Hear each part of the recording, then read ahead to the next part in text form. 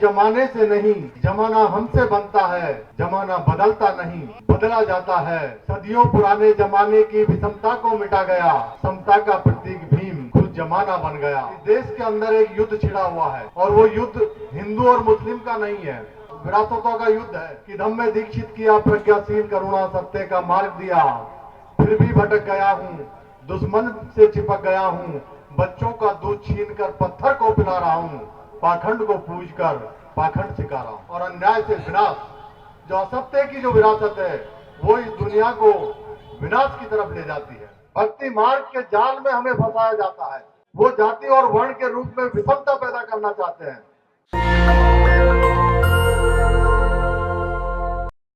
कि हम जमाने से नहीं, जमाना हमसे बनता है। जमाना बदलता नहीं, बदला जाता है। सदियों पुराने जमाने की विषमता को मिटा गया, समता का प्रतीक भीम खुद जमाना बन गया। समता का प्रतीक भीम खुद जमाना बन गया। बाबा साहब अम्बेडकर तो जमाना बन गए, लेकिन जिन लोगों को वो बनाना चाहते थे, वो इस दौर में कहां खड़े हुए हैं। कि धम्म दीक्षित किया, प्रज्ञाशील करुणा सत्य का मार्ग दिया। कि धम्म दीक्षित किया, प्रज्ञाशील करुणा सत्य का मार्ग दिया। कि धम्म दीक्षित किया, प्रज्ञाशील करुणा सत्य का मार्ग दिया, फिर भी भटक गया हूं, दुश्मन से चिपक गया हूं। बच्चों का दूध छीन कर पत्थर को पिला रहा हूं, पाखंड को पूज कर पाखंड सिखा रहा हूं। पाखंड को पूज कर पाखंड सिखा रहा हूं। तो इसी के साथ जो आज का जो ये कार्यक्रम है, मैं बड़े यकीन के साथ कहता हूं कि ये बुंदेलखंड की धरती है और विरासत के लिए बंजर हो चुकी है।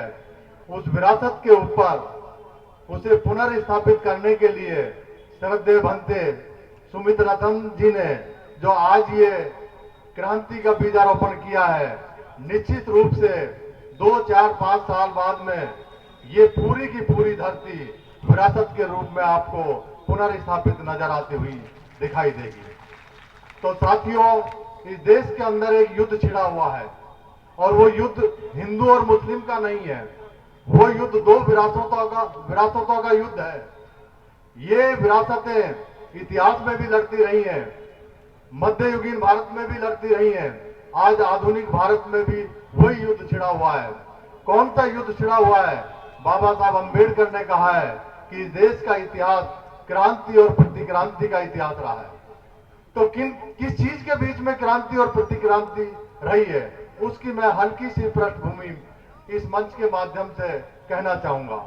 2 विचारों की इस देश के अंदर लड़ाई है, एक सत्य का विचार है और दूसरा असत्य का विचार है।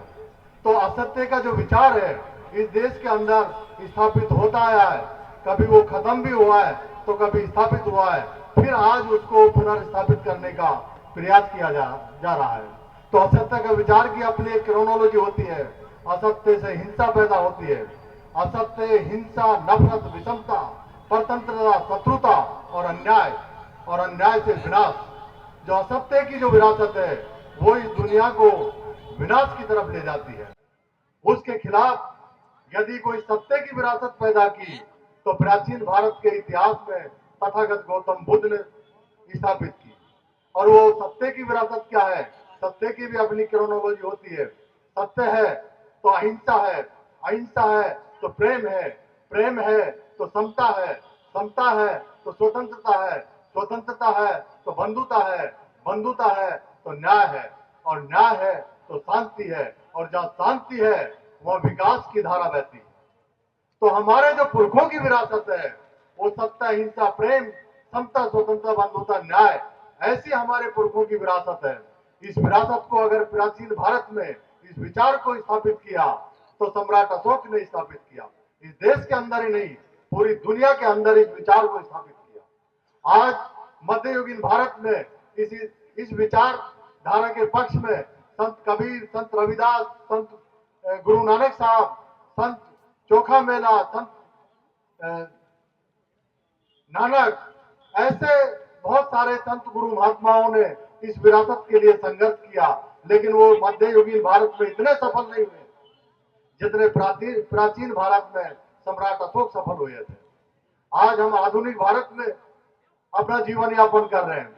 आधुनिक भारत में ये जो मनुवाद, पाखंडवाद या झूठ की विरासत है, ये दुनिया को सोशल जस्टिस और जेंडर जस्टिस नहीं देती। इस सोशल जस्टिस और जेंडर जस्टिस की विरासत को या इस विचार को या इन बातों को अगर आधुनिक भारत में खड़ा किया गया तो महात्मा ज्योतिबा फुले ने सोशल जस्टिस और जेंडर जस्टिस की बात कही। साहू जी महाराज ने अपनी रियासत में उनको लागू किया। बाबा साहब अम्बेडकर ने उनकी विरासत को संविधान के माध्यम से पॉलिसी बनाकर संविधान में उसको स्थापित किया गया। आज इस सोशल जस्टिस और जेंडर जस्टिस के आधार पर इस देश का संविधान बना है। और संविधान कुछ नहीं है, यह हमारे पुरखों की विरासत का प्रतिनिधित्व करता है। तो आज हम संविधान के युग में जी रहे हैं। और संविधान क्या कहता है? संविधान को यदि हमें पढ़ना है तो पूरा पढ़ने की जरूरत नहीं है। संविधान की केवल प्रियम्बल को पढ़ना है। तो प्रियम्बल क्या कहती है? प्रियम्बल एक हमारे सामने ऑब्जेक्ट रखती है। तो क्या रखती है कि हम भारत के लोग, हम केवल भारत के लोग हैं। हिंदू, मुस्लिम, सिख, ईसाई, जाति पाति, ऊंच नीच, भेदभाव, ये हमारी निजी प्रैक्टिस है। ये लोकतंत्र की प्रैक्टिस नहीं है। लोकतंत्र की प्रैक्टिस कहती है हम केवल भारत के लोग हैं। भारत को एक संपूर्ण प्रभुत्व संपन्न समाजवादी धर्मनिरपेक्ष लोकतंत्रात्मक गणराज्य बनाने के लिए बना नहीं है।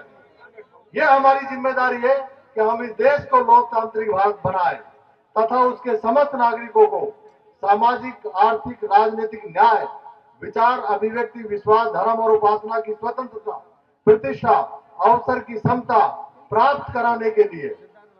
इस देश में अवसर की समता प्राप्त नहीं है, उसको हमें प्राप्त कराने के लिए संघर्ष करना है। संविधान की मानसिकता के हिसाब से, संविधान के मनोविज्ञान के हिसाब से हमें काम करना है। देश की एकता और अखंडता सुनिश्चित करने वाली बंधुता बढ़ाने के लिए दृढ़ संकल्प होकर आज संविधान सभा में तारीख 26 नवंबर 1949 ईस्वी को एतद द्वारा इस संविधान को अंगीकृत, अधिनियमित और आत्मार्पित करते हैं। इस संविधान को अधिनियमित जैसा है वैसा लागू करते हैं, आत्मार्पित इसे पवित्रता के साथ जोड़ते हैं। तो इस तरीके से ये संविधान चाहता है। और संविधान के प्रति लोकतांत्रिक मूल्यों को, जो लोकतांत्रिक मूल्य सत्य, अहिंसा, प्रेम, समता, स्वतंत्रता, बंधुता, न्याय के हैं, उन मूल्यों को हमें अपने आचरण में ढालना है। ऐसा माहौल हमें इस देश के अंदर क्रिएट करना है और उसके लिए एक एजेंडा बेस्ड मूवमेंट हमें चलानी होगी। जो पाखंड, विषमता और मनवाद की जो मूवमेंट चला रहे हैं वो 3 बातों को समाज के ऊपर स्टेब्लिश कर रहे हैं। एक, जन्म से लेकर मरण तक हमारा जीवन मार्ग तय कर देते हैं और उस जीवन मार्ग का नाम है भक्ति मार्ग। भक्ति मार्ग के जाल में हमें फंसाया जाता है। यदि हमें भक्ति मार्ग का विकल्प देना है तो हमें ध्यान मार्ग को स्टैब्लिश करना होगा।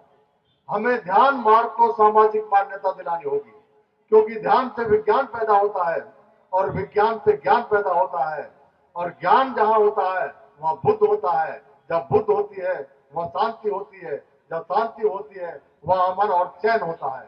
दूसरी बात, दूसरा एजेंडा उनका ये है कि वो मनुस्मृति का मनोविज्ञान पैदा करना चाहते हैं।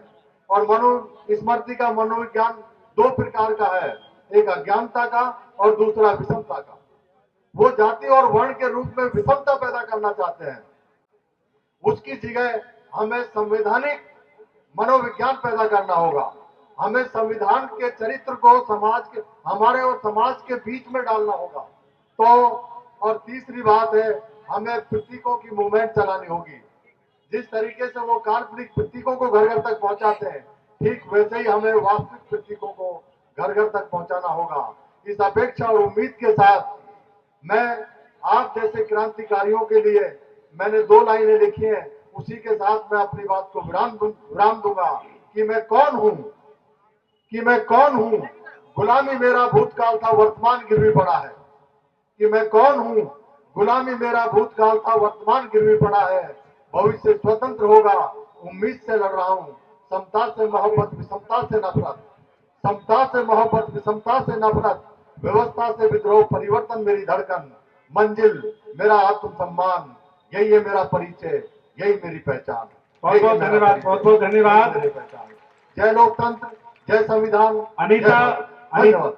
नेशनल दस्तक की आपसे गुजारिश है कि अगर इसको बचाना चाहते हैं तो नेशनल दस्तक को सब्सक्राइब करने के लिए रेड कलर के सब्सक्राइब बटन को दबाएं, फिर बेल आइकन की घंटी दबाएं।